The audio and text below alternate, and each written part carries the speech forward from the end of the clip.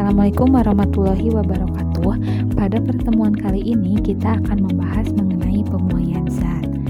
Untuk memulai pembelajaran, alangkah baiknya kita mengetahui kompetensi dasar dari bab ini, yaitu yang pertama menganalisis pengaruh kalor dan perpindahan kalor yang meliputi karakteristik termal suatu bahan, kapasitas dan konduktivitas kalor pada kehidupan sehari-hari. Merancang dan melakukan percobaan tentang karakteristik termal suatu bahan, terutama terkait dengan kapasitas dan konduktivitas kalor beserta presentasi hasil percobaan dan pemanfaatannya. Kemudian, kita mengetahui tujuan pembelajarannya, yaitu yang pertama, mengetahui pengertian pemuaian panjang, luas, dan volume, menganalisis proses pemuaian pada zat padat, cair, dan gas, memformulasikan persamaan pemuaian zat pada kasus yang relevan, serta menjelaskan peristiwa-peristiwa pemuaian dalam kehidupan sehari-hari. Langsung saja ke bab pembahasan yang pertama, yaitu mengenai pengertian pemuaian.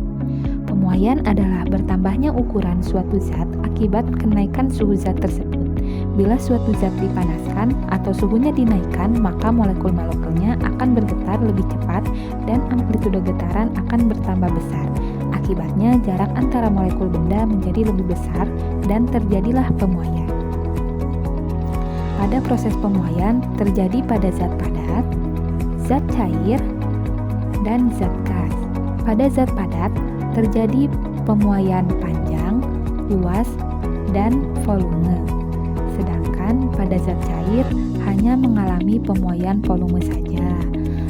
Begitu pula dengan zat gas yang hanya mengalami pemuaian volume.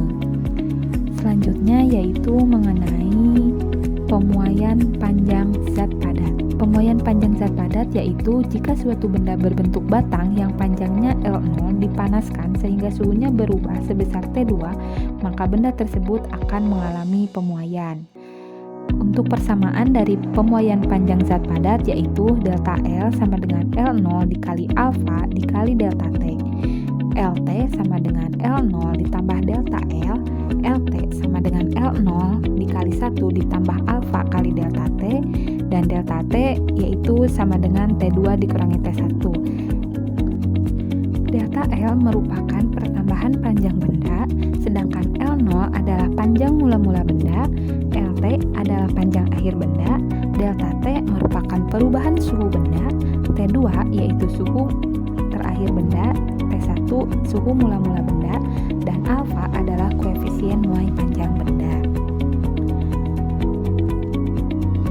Nah, tahukah kamu mengenai koefisien muai panjang?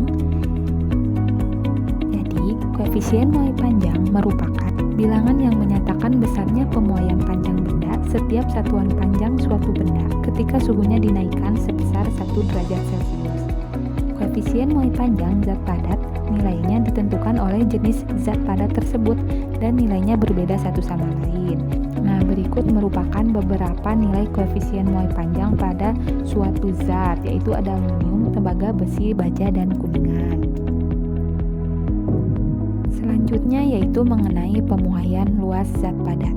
Pemuaian luas adalah pertambahan ukuran luas suatu benda karena menerima kalor.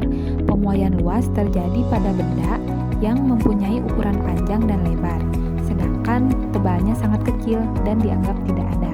Persamaan dari pemuaian luas zat padat yaitu delta A atau perubahan luas sama dengan L0 panjang awal benda dikali beta koefisien luas zat padat dikali delta T perubahan suhu, di mana beta ini sama dengan 2 kali koefisien panjang suatu benda, sehingga kita juga bisa mencarinya melalui koefisien yang diketahui. Selanjutnya mengenai pemuaian volume zat padat. Pemuaian volume zat padat yaitu pertambahnya volume suatu benda dari volume asalnya ketika mengalami kenaikan suhu. Untuk persamaannya yaitu delta P perubahan volume sama dengan P0 volume awal benda dikali gamma dikali delta T, di mana gamma adalah koefisien volume benda yang dimana gamma ini sama dengan 3 kali koefisien panjang benda. Selanjutnya yaitu mengenai pemuaian zat cair. Zat cair hanya dapat mengalami pemuaian volume atau ruang saja, sehingga persamaan yang digunakan sama seperti volume zat padat. Tetapi yang perlu diingat, zat cair hanya mempunyai koefisien volume saja dan tidak mempunyai koefisien muai panjang. Berikut untuk persamaannya, yaitu delta Pi sama dengan P0 dikali gamma dikali T. Pada pemuaian zat cair, ada istilah yang dinamakan dengan anomali air. Pemuaian air mempunyai sifat-sifat khususnya, yaitu yang pertama, volume air terkecil berada pada suhu 4 derajat Celcius. Air bila dipanaskan dari suhu 4 derajat Celcius, volumenya akan memuai atau bertambah besar.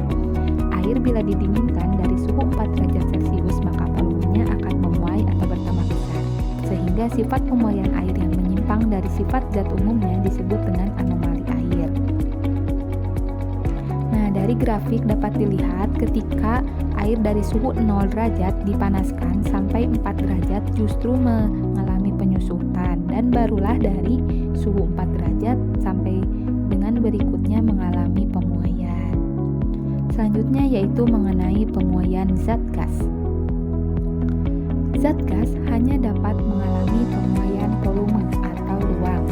Zat gas juga hanya mempunyai koefisien volume saja. Pemuaian gas dibedakan menjadi 3 macam, yaitu pemuaian gas pada suhu tetap atau isotermal, pemuaian gas pada tekanan tetap atau isobar, pemuaian gas pada volume tetap atau isokorik. Untuk pemuaian gas pada suhu tetap atau isotermal, persamaannya yaitu Pp sama dengan tetap, atau P1 kali P1 sama dengan P2 kali P2. Selanjutnya yaitu pemuaian gas pada tekanan tetap atau isobar, di mana P1 per T1 sama dengan P2 per T2. Selanjutnya mengenai isokorik, yaitu persamaannya P1 per T1 sama dengan P2 per T2.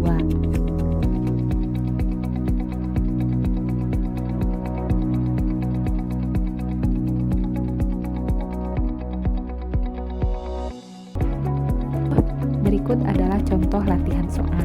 Jumlah air di dalam bejana baja diketahui memiliki volume 39.600 cm3 saat suhunya senilai 25 derajat Celcius. Jika koefisien muai volume air adalah 0,0002 per derajat Celcius, tentukanlah volume akhir dari air tersebut setelah suhunya dinaikkan menjadi 90 derajat Celcius. Untuk menjawabnya, maka kita perlu menuliskan dulu apa yang diketahui dari soal tersebut, di mana diketahui P0 sama dengan 39.600 cm3, T1 atau suhu mula-mula yaitu 25 derajat Celcius, T2 sama dengan 90 derajat Celcius, dan gamma sama dengan 0,0002 per derajat Celcius. Dan ditanyakan yaitu volume akhir. Maka yang pertama harus dicari yaitu delta P atau perubahan volume, di mana delta P sama dengan P0 dikali gamma dikali delta T. Ketika dimasukkan dari soal yang diketahui, maka volume akhirnya yaitu 40.114,8 cm/3.